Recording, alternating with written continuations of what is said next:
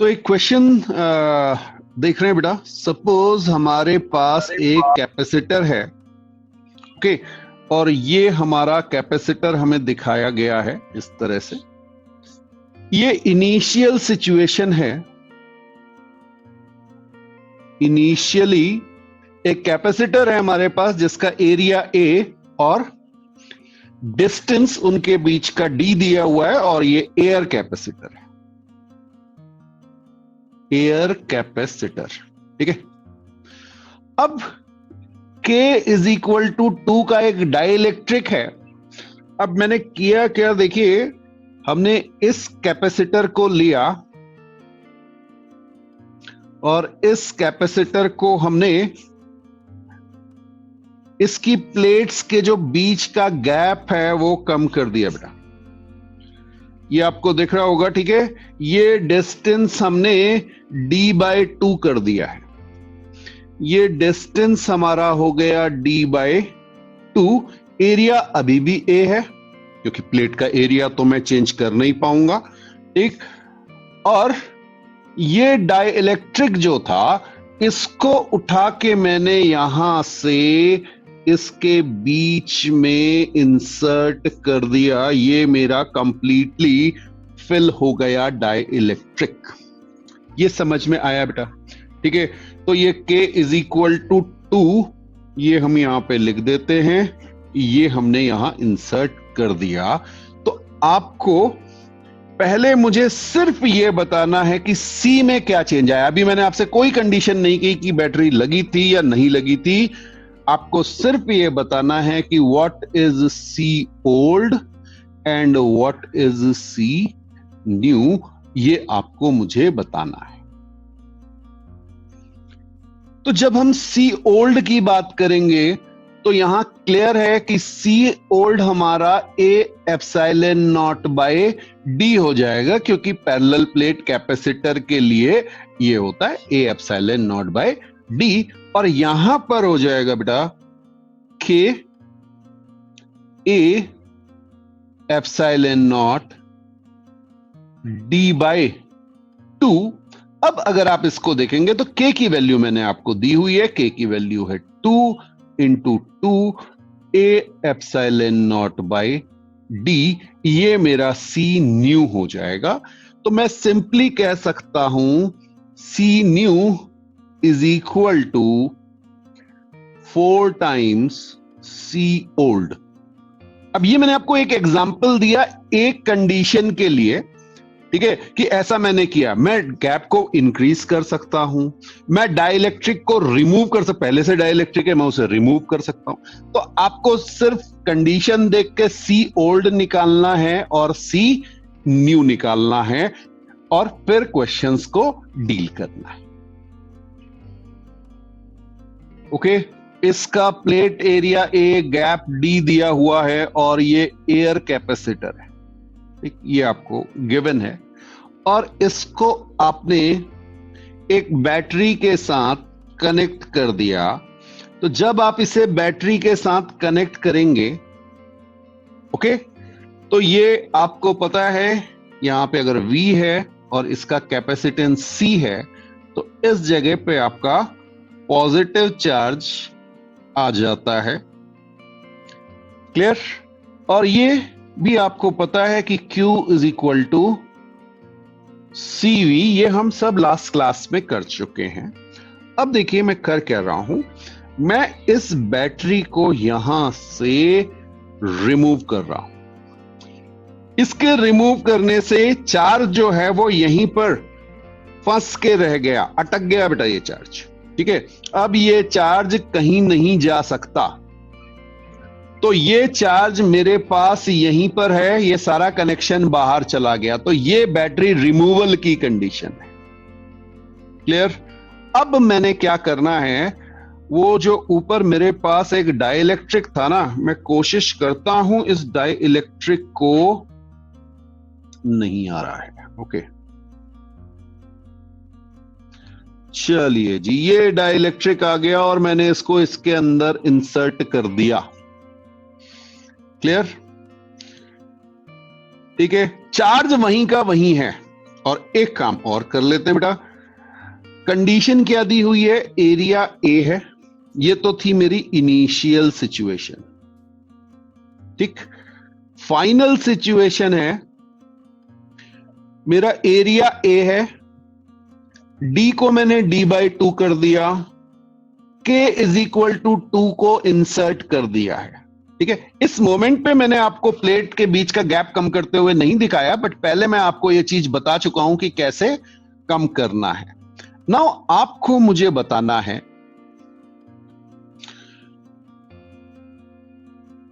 Q final, V final, E final, U potential energy, okay, final. तो Q, V, E और U final in terms of Q old, या एक काम करते हैं यहां पे हम Q ओल्ड भी निकाल लेते हैं, V ओल्ड, E ओल्ड और U ओल्ड, ठीक। दो चीजें और हैं, C ओल्ड और C न्यू, वो मैंने आपको अभी बता दिया। तो ये आपको सॉल्व करना है।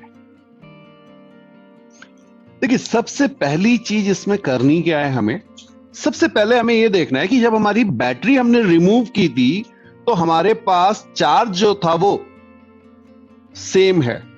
तो Q ओल्ड जो है उसे मैं Q अगर मैंने लिखा है तो बाद में भी मैं इसे Q लिख रहा हूं, ओके।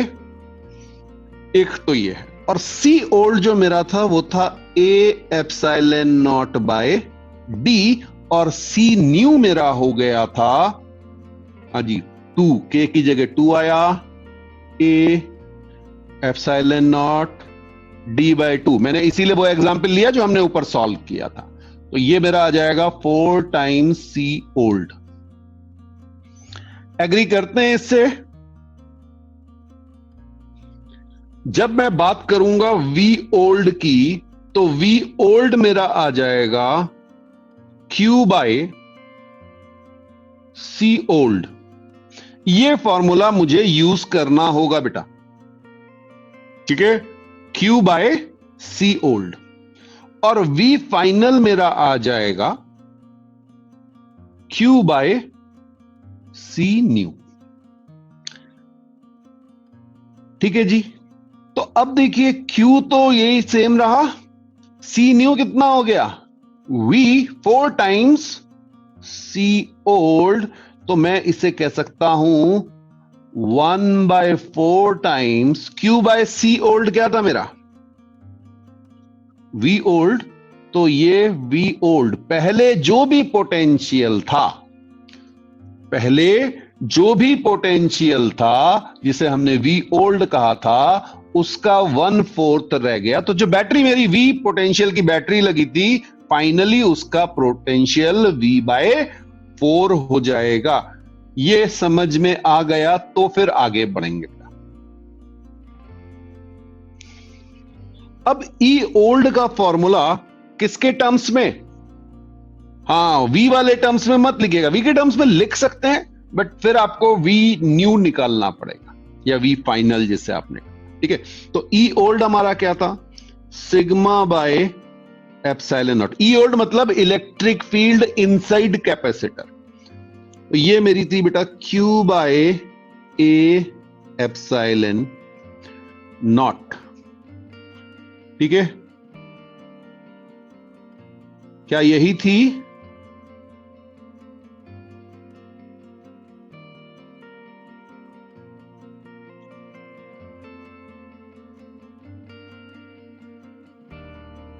E फाइनल क्या हो जाएगा बेटा, बहुत ध्यान से, हाँ, यहां पर बेटा हो जाएगा Q by A epsilon not की जगह आ जाएगा K एप्सिलॉन नॉट, क्योंकि मैं डाइलेक्ट्रिक इंसर्ट कर चुका हूं बेटा, ठीक। तो इसके हिसाब से अगर आप देखेंगे तो K की वैल्यू 2 है, तो ये मेरा आ जाएगा Q bye 2A epsilon not या इसी को मैं लिख सकता हूं E ओल्ड बाय 2, यानी मेरी इलेक्ट्रिक फील्ड कितनी हो जाएगी, हाफ हो जाएगी, ठीक है, क्योंकि मैंने उसमें डाइलेक्ट्रिक इंसर्ट कर दिया है। कोई डाउट तो नहीं बेटा? Okay, very good. और अब देख लेते हैं किसका,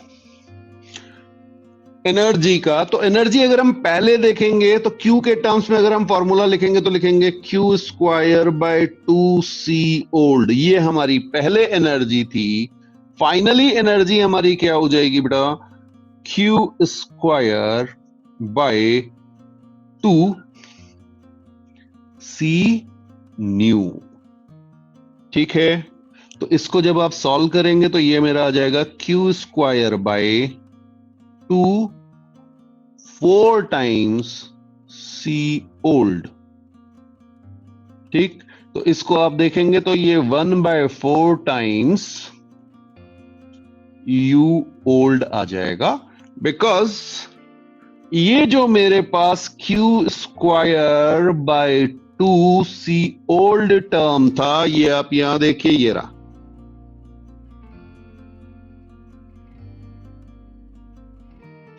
ठीक है। तो इस तरह से आप इनको कैलकुलेट कर सकते हैं। एक इंपॉर्टेंट पॉइंट और लिख लीजिएगा, इफ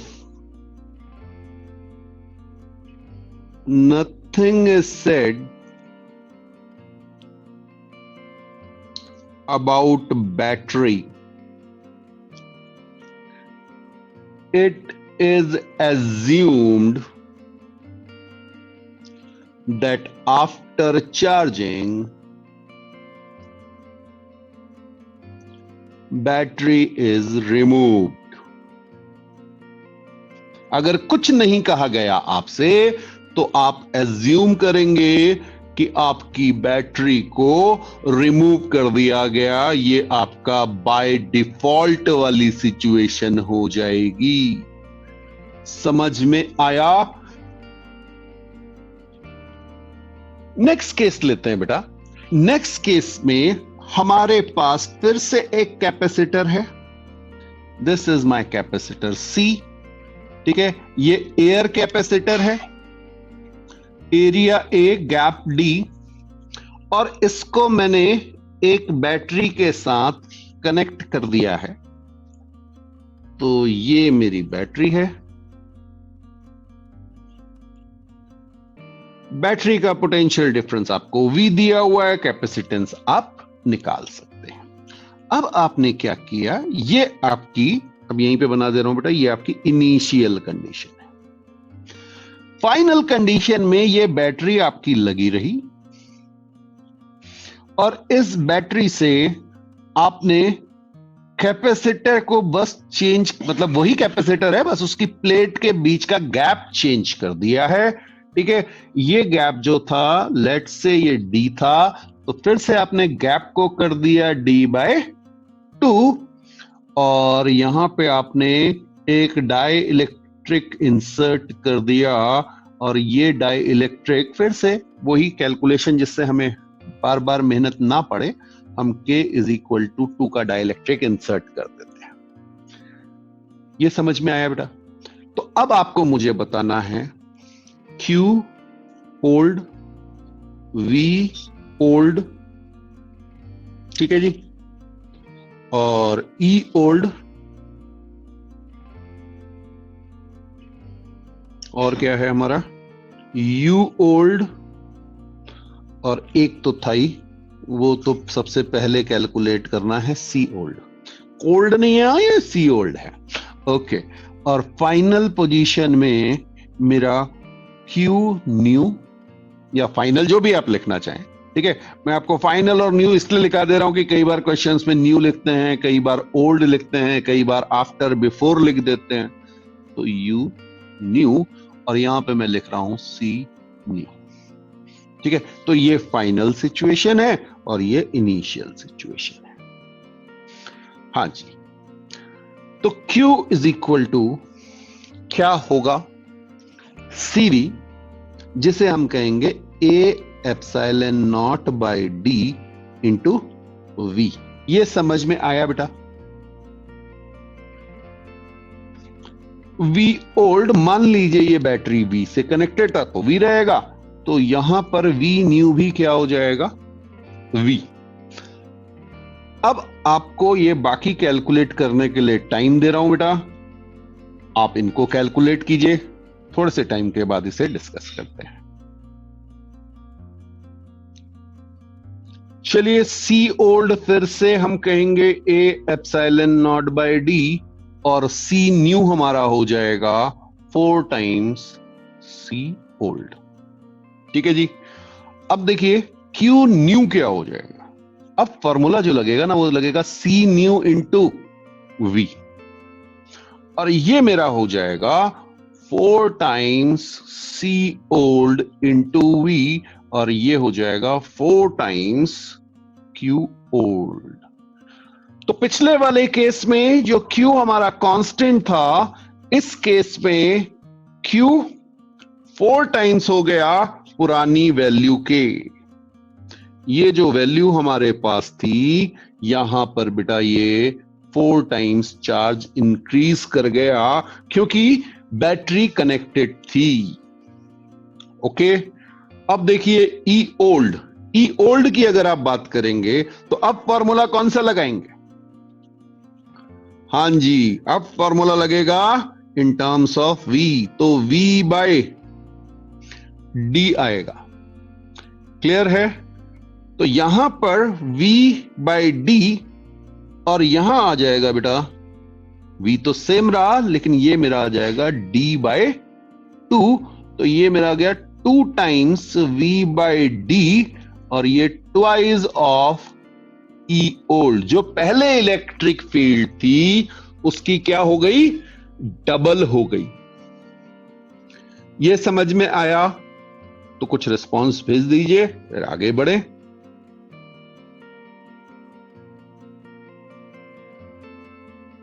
तो लास्ट पार्ट जो है एनर्जी, अब वो जो फॉर्मूला है ना वो half C old V square वाला लगेगा। मैंने आपसे यही कल आपको समझाया था लास्ट क्लास में कि जो वो पोटेंशियल अगर कांस्टेंट है तो उसके टर्म्स में लिखना है, और अगर चार्ज कांस्टेंट है तो उसके टर्म्स में लिखना है। तो यहां पोटेंशियल कांस्टेंट है तो यहां पे मेरा फॉर्मूला आ जाएगा half C new V square, क्योंकि वी तो सेम है। तो ये मेरी कितनी हो जाएगी बेटा? Half 4 times C old V square, या इसको मैं कह सकता हूं 4 टाइम्स यू ओल्ड। तो जो मेरी एनर्जी है वो 4 टाइम्स इंक्रीज हो गई होगी पुरानी वाली सिचुएशन से। ये समझ में आ गया? तो जल्दी से मुझे बताइए। अब अगर आप देखेंगे तो जब बैटरी मेरी रिमूव की जाती है, ठीक है, जब बैटरी रिमूव की जाती है तो मेरा चार्ज सेम रहता है, बट जब बैटरी कनेक्टेड रहती है तो चार्ज 4 टाइम्स, इस कंडीशन में, हमेशा नहीं, यहां पे 4 टाइम्स इंक्रीज हो गया। क्लियर? V की अगर आप बात करेंगे तो बैटरी रिमेन कनेक्टेड में V मेरा सेम रहा, बट यहां पर मेरा V 1/4 हो गया था। इलेक्ट्रिक फील्ड की अगर आप बात करेंगे तो इलेक्ट्रिक फील्ड डबल हो गई थी किस केस में? जब बैटरी कनेक्टेड थी, और जब बैटरी हटा दी थी तो मेरी इलेक्ट्रिक फील्ड जो थी वो हाफ हो गई थी। ये समझ में आ रहा है बेटा? और एनर्जी की अगर आप बात करेंगे तो बैटरी जब कनेक्टेड थी तो मेरी एनर्जी 4 टाइम्स इंक्रीज हो गई, और जब बैटरी कनेक्टेड नहीं थी तो 1/4 हो गई थी। तो इस पे बहुत सारे कॉम्बिनेशन बन सकते हैं, V के बारे में या चार्ज के बारे में या इलेक्ट्रिक फील्ड के बारे में या एनर्जी के बारे में, या उनके रेशियोज पूछे जा सकते हैं। तो बहुत सारे क्वेश्चंस पहले आए हुए हैं और फिर आ सकते हैं। तो देखिए क्वेश्चन हमारा है कि हमारे पास एक 15 माइक्रोफेराड, 10 माइक्रोफेराड और 25 माइक्रोफेराड 3 कैपेसिटर हैं, डायग्राम के अकॉर्डिंग लगे हुए हैं 10 वोल्ट की बैटरी के साथ। ठीक, आपको निकालना है चार्ज ऑन ईच कैपेसिटर, ठीक है जी। एक तो ये है, दूसरा है potential difference across each capacitor, और तीसरा है energy stored in each capacitor. ठीक, ये तीन चीजें आपको कैलकुलेट करनी हैं।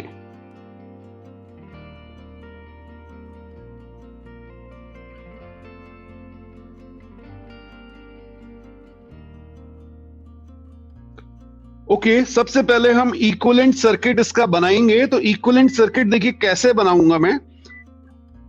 कई लोगों को तो बिल्कुल क्लियर है कि वो समझ में आ रहा होगा, बट थोड़ा सा समझने के लिए मैं और स्लोली चल रहा हूं इस पे। ये बेटा मैंने इन दो का इक्विवेलेंट ले लिया और ये मेरा सर्किट बनेगा।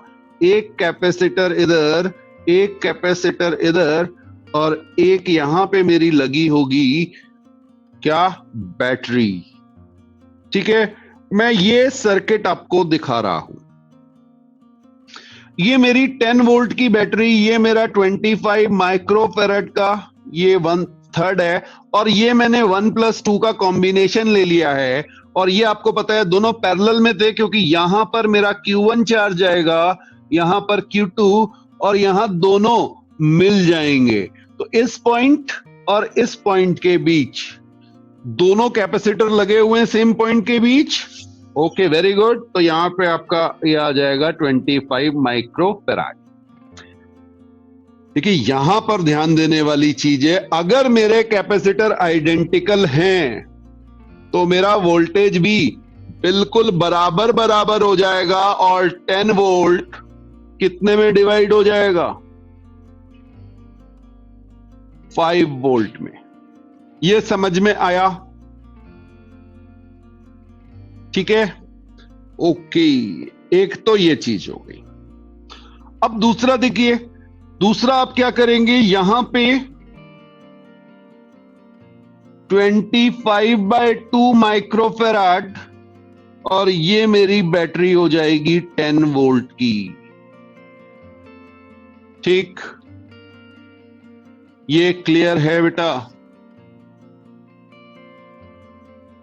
अगर ये क्लियर है तो यहां से आपका Q = CV। ये क्यों आया बेटा? ये देखो, ये जो दो कैपेसिटर मेरे पास थे, ये 25 और 25 के थे जो सीरीज में लगे हुए थे, और जब ये सीरीज में लगे हुए थे तो 1/C + 1/C करेंगे तो 25/2 आंसर आ जाएगा C इक्विवेलेंट का। तो इसको जब आप सॉल्व करेंगे तो Q = C equivalent, that is 25/2 × 10, ये आपका 125 माइक्रोकूलम का चार्ज आ जाएगा। ये कैलकुलेट आप कर सकते हैं, कर भी लिया होगा सबने। ठीक, अब खेल समझना बेटा।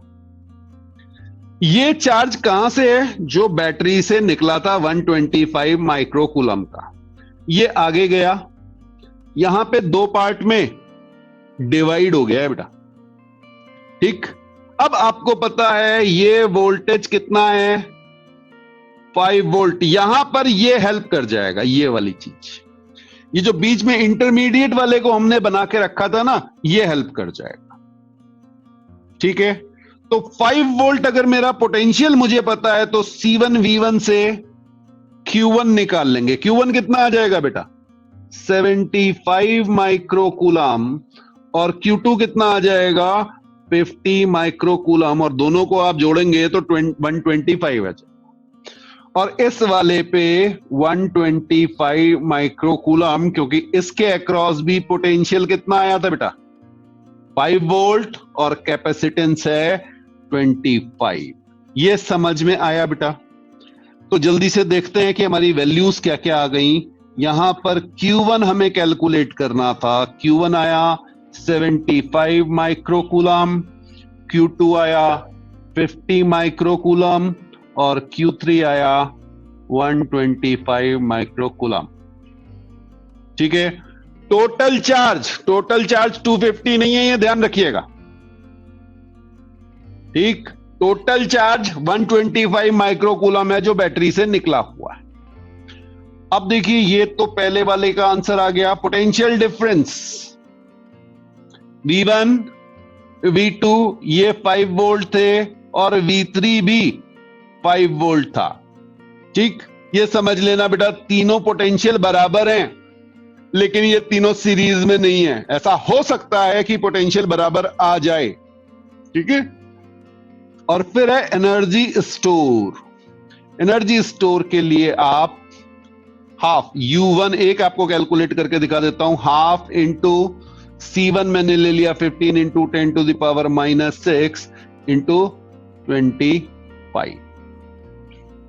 ये समझ में आया? 5 स्क्वायर कर दिया तो हाफ C1 V1 स्क्वायर मैंने कर दिया।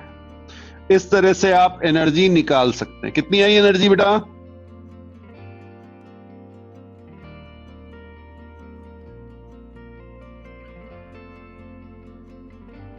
क्या ये आ रहा है? देखिए,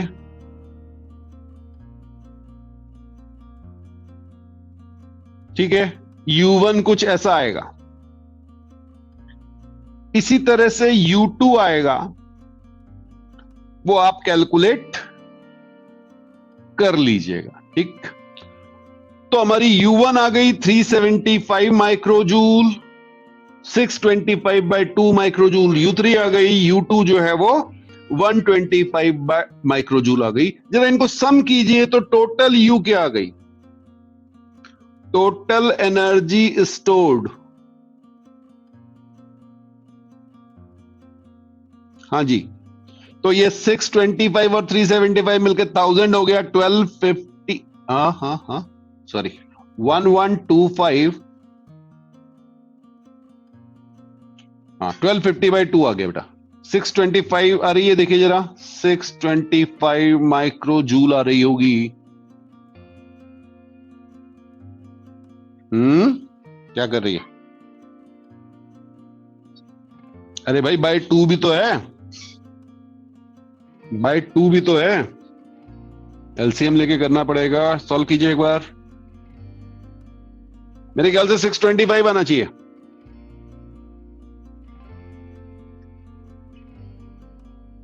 ठीक है, ठीक है, ठीक है, ठीक है, ठीक, 625 जूल आ गया आपका। Okay okay, good. अच्छा, अब देखो, एक टर्म है work done by battery, work done by battery. Clear? Work done by battery क्या होता है? जो चार्ज बैटरी से सप्लाई हुआ multiplied by potential difference of battery. ठीक है, V बैटरी लिख दे रहा हूं यहां, और Q भी बैटरी लिख दे रहा हूं। तो ये आपको समझ में आना चाहिए कि वो जो चार्ज Q बैटरी के नेगेटिव टर्मिनल से पॉजिटिव टर्मिनल पे गया। ठीक है, ओके, कुछ लोगों ने आंसर निकाल दिया। वर्क डन बाय बैटरी कितना चार्ज मूव किया था बेटा? टोटल चार्ज की बात हो रही है। टोटल चार्ज ये था जो बैटरी से निकला था, 125 माइक्रो कूलम। ठीक है, 125 माइक्रो कूलम। इसको मल्टीप्लाई कर दीजिए किसके साथ? बैटरी का पोटेंशियल डिफरेंस कितना था? 10 वोल्ट। हाँ जी, आंसर क्या आ गया? 1250 micro coulomb. That is work done by battery. कुछ घंटियां बजी दिमाग में कि नहीं बजी? सोचो सोचो। अरे यहां देखो, एनर्जी स्टोर्ड कितनी थी? 625, और बैटरी ने मेहनत कितनी की? 1250। इसका मतलब 50% ऑफ एनर्जी लॉस्ट। ठीक है, केवल आधी एनर्जी स्टोर कर पाओगे अगर आपने बैटरी से स्टोर करने की कोशिश की। कहां ये एनर्जी जाती है, अभी आप इसे लिखेंगे हीट लॉस। ठीक, इसकी जो एक्सप्लेनेशन आएगी वो आएगी जब हम जाएंगे इलेक्ट्रोमैग्नेटिक वेव, यानी फर्स्ट यूनिट का या फर्स्ट बुक जो आपकी है, सेकंड यूनिट जो आती है मैग्नेटिज्म वाली, उसमें लास्ट में इलेक्ट्रोमैग्नेटिक वेव पढ़ेंगे। ठीक है, तो वहां पर ये कॉन्सेप्ट क्लियर होगा कि भाई अभी आपको क्या करना है, ये एनर्जी 50% एनर्जी कहां हीट लॉस हो गया जी। कोई आपसे ये क्वेश्चन पूछ सकता है कि भाई रेजिस्टेंस तो था ही नहीं, तो हीट लॉस कहां से हो गया। अरे कनेक्टिंग वायर में हमने रेजिस्टेंस क्या माना है, 0। ठीक है, तो जूल्स लॉ ऑफ हीटिंग वाली जो कहानी है, हाँ, रेजिस्टेंस के थ्रू, रेजिस्टेंस है कहां, रेजिस्टेंस तो है ही नहीं, यही तो क्वेश्चन है। अगर रेजिस्टेंस होता तो सबको समझ में आता। मैंने तो आपसे आइडियल कंडीशन लेके पहले ही सॉल्व कर रहा हूं। ठीक है, तो ये हीट लॉस जो है इसको बाद में डिस्कस करेंगे, इसको याद भी रखना बेटा अभी। ठीक है, कि हमने ये चीज बाद में डिस्कस करनी है और मैं थोड़ी भूलूंगा। ठीक, आप भूल भी जाओगे तो मैं तो नहीं भूलूंगा बेटा। क्लियर है। अभी आप क्या कहेंगे, ये एनर्जी कहां गई, हीट लॉस।